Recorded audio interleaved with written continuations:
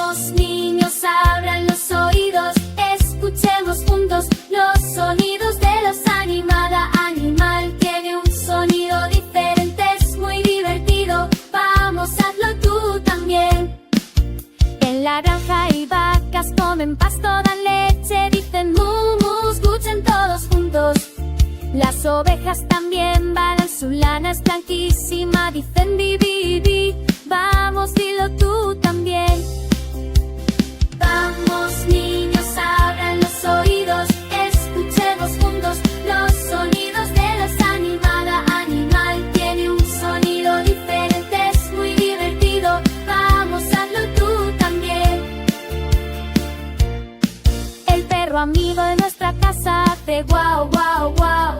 Mueve la cola, juega, nos quiere mucho. El gatito maulla, persigue la punta de la cuerda, dice miau, miau, miau. A veces ronronea.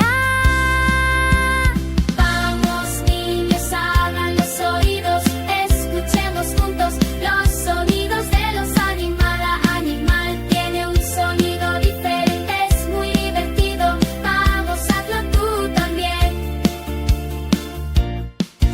En el lago dan los patos, hacen cuac, cuac, cuac. Pasean con sus patitos muy alegres. Por la mañana canta el gallo, despierta a todos, dice kikiriki. Comenzamos nuevo día. Vamos, niños, abran los oídos, escuchemos juntos los sonidos de los animales. Cada animal tiene un sonido diferente, es muy divertido. Vamos, hazlo tú también. En las ramas vuelan los pájaros, pían, pío, pío. Con sus pequeños picos nos cantan. Los caballos corren por los campos, relinchan con entusiasmo, dicen ni, ki, galopan como el viento.